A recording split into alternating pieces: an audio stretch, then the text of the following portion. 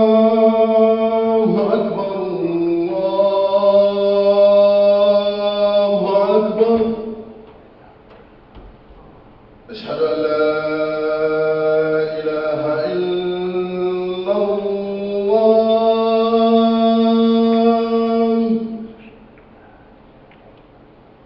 أشهد أن لا إله إلا الله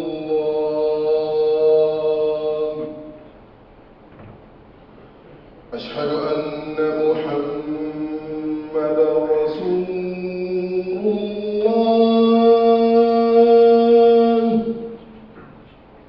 أشهد أن محمدا رسول الله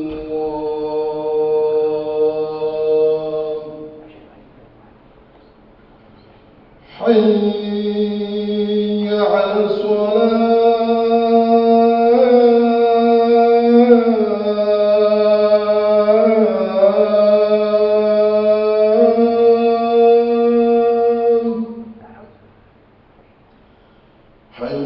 حي على الصلاة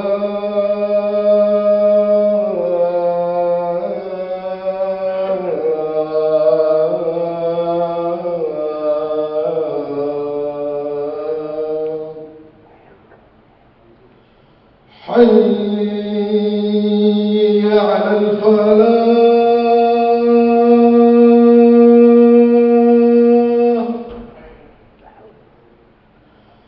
حي على الفلاح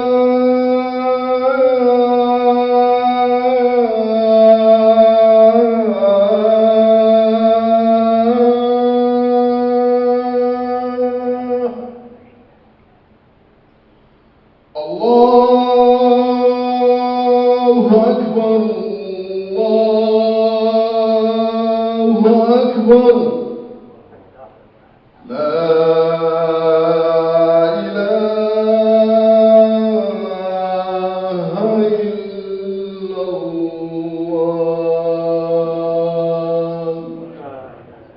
الله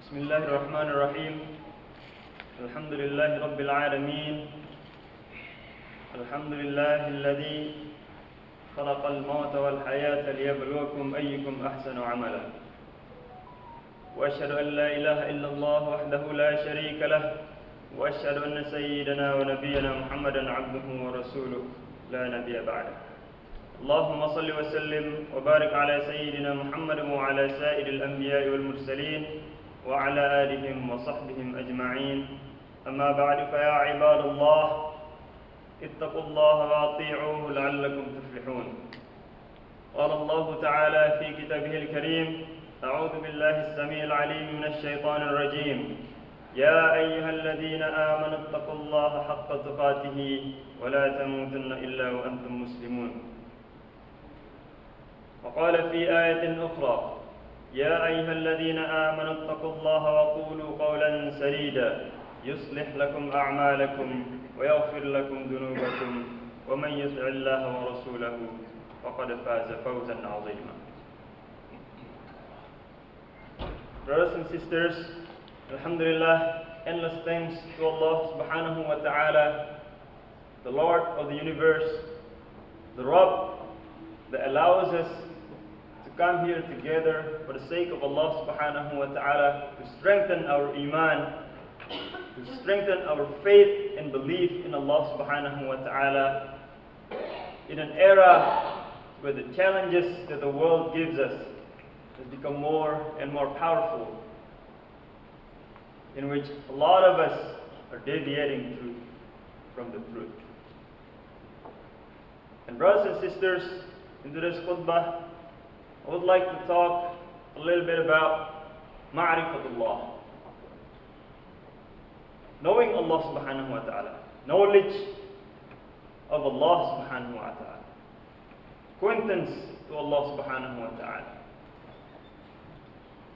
وَمَا خَلَقْتُ الْجِنَّ وَالْإِنسَ لِيَعْبُدُونَ, said Allah subhanahu wa ta'ala in the Quran. I created jinn and human beings only to worship me. And Ibn al-Abbas actually translated the word to worship me. It actually means to know me. إِلَّا لِيَعْرِفُونَ. Because without knowing Allah subhanahu wa ta'ala, we're not going to worship Him. Without knowing Allah subhanahu wa ta'ala, we're not going to love Him. What are we going to do when we come to somebody else, to somebody's house, to somebody that we don't know the person? When we talk to a stranger, we're not going to talk deep. We're not going to talk about personal things. We're not going to interact in a way that is reflecting how close we are to each other. And that's how important it is to know Allah subhanahu wa ta'ala. And basically, knowing Allah subhanahu wa ta'ala is the base of our ibadah, is the base of our ubudiyah, of our worship, of our fact that we are the servant of Allah subhanahu wa ta'ala. And the first thing that we need to know about Allah subhanahu wa ta'ala is His existence. The manifestation of our iqrar, when we say ashhadu an la ilaha illallah, I bear witness that there is no God, there is no ilah but Allah. The first thing is there is no ilah, la ilaha mawjudun illallah. There is no Lord that exists other than Allah subhanahu wa ta'ala. But knowing that there is no God that exists except Allah subhanahu wa ta'ala is not enough, because of the fact that even Iblis knows Allah subhanahu wa ta'ala. Iblis knows that Allah subhanahu wa ta'ala was the one who created him. But he refused to bow down, to prostrate to Adam, just because of his arrogance. وَمَا مَنْعَكَ أَلَّا تَسْجُدَ إِذْ أَمَرْتُكَ.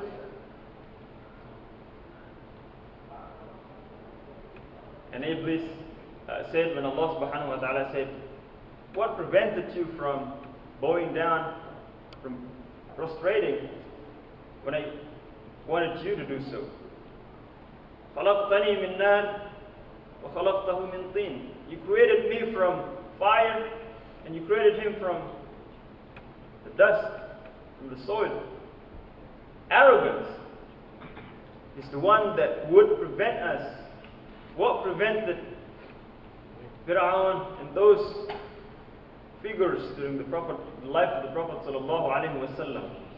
The arrogance, because they were the big figures, all those mushrikeen. They knew that Allah subhanahu wa ta'ala was the one who created them, was the one who gave them rizq.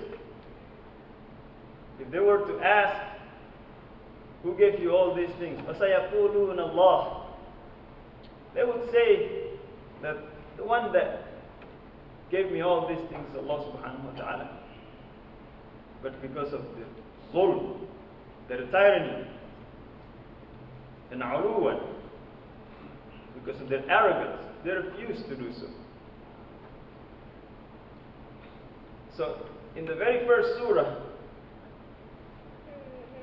we say and we recite it, Alhamdulillahi Rabbil Alameen. It's basically to affirm that we believe that Allah subhanahu wa ta'ala is the Lord of the universe, the Lord that created all of us, the Lord that makes sure that everything runs smoothly, all the system in this earth and in this universe works so perfectly. And what is the manifestation of this belief that Allah subhanahu wa ta'ala is the one that created us? It's answered in the next couple of ayat. إِيَّاكَ نَعْبُدُ وَإِيَّاكَ نَسْتَعِينُ. So there is another part of the knowledge of Allah subhanahu wa ta'ala that we need to have, which is the uluhiyyah. That we need to declare that Allah subhanahu wa ta'ala is the one, the only one that's worthy of worship. And what is the opposite of this? Maybe when we already declared that we are Muslims, we are mu'mins, we said, Ashhadu an la ilaha illallah wa ashhadu anna Muhammadan Rasulullah, it is probably not apparent that we are not worshipping idols, but what we are vulnerable of is that somehow the beauty of the world, the attractiveness of the world, would deviate our attention so that we think more about something that is not substantially religious, that is not substantially going to improve our iman. We get tested either by the amount of money that we have, either by the problems that we are facing, even by the children that we have, family, whether it's a problem, whether it's a good thing that happened to us. All of them are the tests from Allah subhanahu wa ta'ala. And then whether or not we're going to come back to Allah subhanahu wa ta'ala. And usually what happens, when we face good things, we don't really remember Allah subhanahu wa ta'ala because we think that we are capable of achieving this. When we have good health, we can make a lot of efforts to achieve more and more. And Allah subhanahu wa ta'ala basically would give those who make efforts.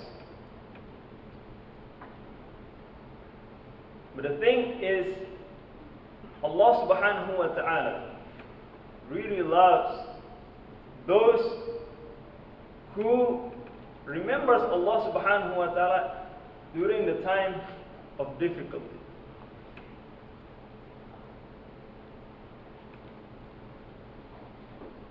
تعرف إلى الله بالشدة والكرب يعرفك الله. تعرف إلى الله في وقت الرخاء يعرفك الله في وقت الشدة والكرب.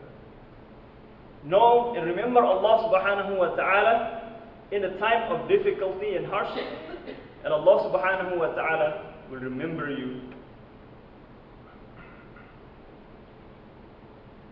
Know and remember Allah subhanahu wa ta'ala in the time of prosperity, and Allah subhanahu wa ta'ala will remember you in the time of hardship.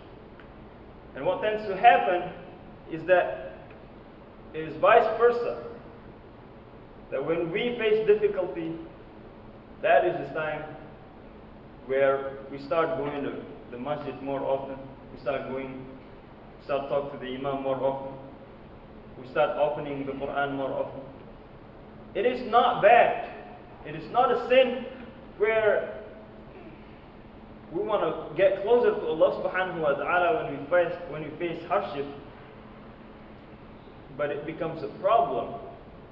A big problem when it only happens that way, only when we get tested by problems by Allah subhanahu wa ta'ala.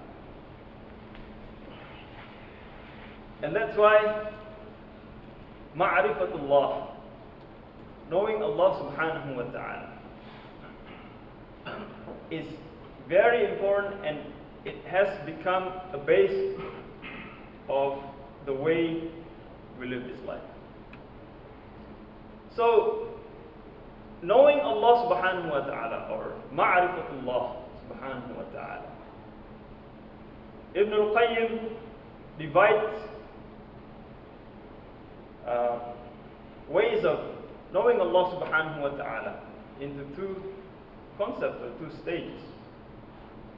The first one is that we know Allah subhanahu wa ta'ala through seeing the creator. When we see the creation of Allah subhanahu wa ta'ala, when we see the earth, we see the universe, it is a sign that there is somebody who created it. And there is a car that works so perfectly. There's technology and all these things. There's a lot of people behind them that basically created them. And the same as the universe. And even Rasulullah sallallahu alayhi wa sallam said, "Man arafa nafsahu wa arafa rabbah." Whoever knows himself, he would know his God. He would know his Lord. And that's why it's really important. If we want to know Allah subhanahu wa ta'ala, we need to know ourselves. How can we know Allah subhanahu wa ta'ala when we don't even understand who ourselves are? وَفِي أَنفُسِكُمْ أَفَلَا تُبْصِرُونَ. And it is indeed within yourselves. How can you not see it? And Allah subhanahu wa ta'ala also said in the other ayah, وَنَحْنُ أَقْرَبُ إِلَيْهِ مِنْ حَبْلِ الْوَرِيدِ. Allah subhanahu wa ta'ala is even closer to us than our jugular vein. And what does it mean that Allah subhanahu wa ta'ala is so close to us? Which can be explained by the second stage of knowing Allah subhanahu wa ta'ala according to Ibn al-Qayyim, is that knowing Allah subhanahu wa ta'ala more profoundly by tadabbur al-Quran, by learning the meanings that are contained in the Quran. That doesn't only involve the physical dimension, the understanding in the physical dimension, but it also involves the understanding in the spiritual dimension. So, an earlier stage of knowing Allah subhanahu wa ta'ala is just by looking at the creation. But it is not enough. We need to know Allah subhanahu wa ta'ala deeper. As if we are asked, what is mango? It is a fruit. We will not know what a mango really is if we don't taste it. And the question is, the fact that we claim that we know Allah subhanahu wa ta'ala through these creations that we see, do we really feel Allah subhanahu wa ta'ala in our heart? Do we really do things based on what we say every single time we do things? Bismillahir Rahmanir Rahim. Do we really feel that Allah subhanahu wa ta'ala that make us move and make us speak?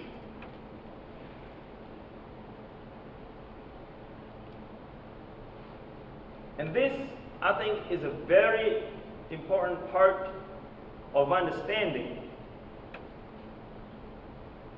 And I would like to divide it again into two dimensions. Because at the same time, we are ought to persevere for a worldly life. But at the same time, we need to aim for the prosperity in hereafter. If we are just looking at the things in the physical dimension, these two things are contradictory. How can we pursue a worldly life and at the same time we pursue akhirah? And the answer of this is that these two things are in two different levels or two different dimensions. we have to pursue a worldly success as much as we can. But at the same time, we also need to pursue a success in the Akhirah. So at the same time, we want to succeed as much as we can in this world, because we need to survive. We need to support our family. We need to get as highly motivated as possible to work, to earn, and to be able to support, even to lead the world. And we were created to this world to become a Khalifa. We're supposed to live this world as a Khalifa or as the leader of this world. So that as Muslims, we are not just followers. As Mu'mins, we're not just the people or a group of people who are just enjoying the things that are led by people who don't believe in Islam, who don't believe in Allah subhanahu wa ta'ala. But what is the solution to that? So that by the time we are so eager to pursue a worldly success, that is in the outer dimension of ours. Within ourselves, a deeper part of us, that is the one that we call as the spiritual dimension. That is the one that has to perform a munajah to Allah subhanahu wa ta'ala. Why sometimes are we encouraged, or why sometimes it's important to be alone, to do khalwah, to do dhikr by ourselves? Sometimes we need to isolate ourselves and enjoy our time with Allah subhanahu wa ta'ala. Sometimes when we are alone and we isolate ourselves from everything that is outside of us, that is a very important and precious time to do dhikr and to think about a real purpose of life. What the purpose of that is actually to train ourselves so that when we are with others, we also practice that. Our heart's supposed to go remembering Allah subhanahu wa ta'ala in the time that we are alone and in the time that we are with other people. But how come we can remember Allah subhanahu wa ta'ala when we are with a group of people, when we cannot even remember Allah subhanahu wa ta'ala when we are alone? And that is something that's really important for us to start recognizing where we are right now. My brothers and sisters, Ma'rifatullah, of course, is a very deep thing to discuss.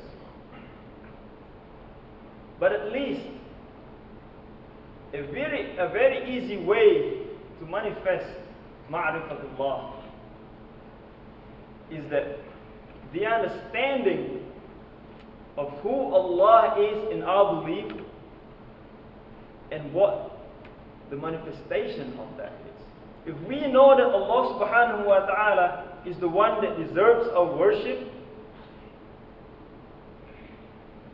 how can we not worship Allah subhanahu wa ta'ala by performing our 5 daily prayers at least? If we know that the 5 daily prayers are obligatory, how can we not perform that?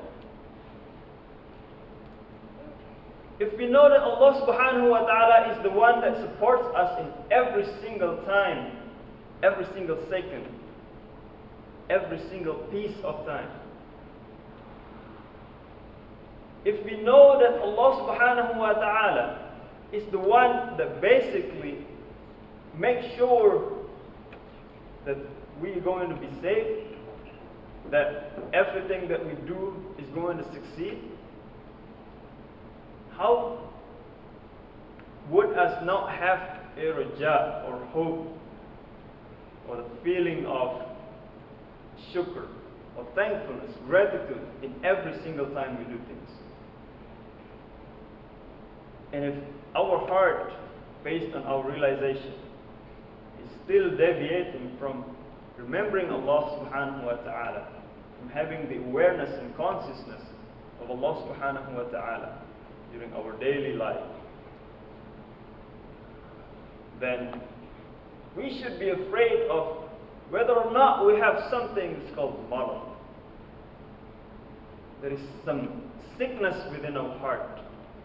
Not necessarily, but every one of us should basically recognize that. Because if there is some sickness in our heart, فِي قُلُوبِهِمْ مَرَضٌ فَزَادَهُمُ اللَّهُ مَرَضًا, what tends to happen is that when there is some sickness within our heart,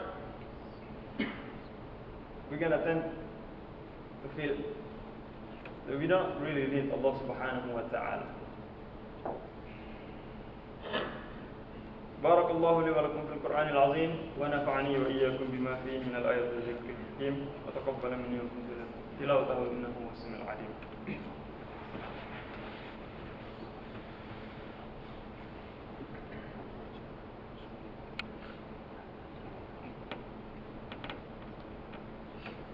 بسم الله وبحمده أشهد أن لا إله إلا الله وأشهد أن محمدا رسول الله اللهم صل على محمد وعلى آل محمد أما بعد فيا عباد الله أوصيكم وإياي بتقوى الله وطاعته لعلكم تفلحون. Brothers and sisters, again, it's really important to evaluate where we are right now, because in fact, no matter how successful we are in this world, we are going to face the hereafter.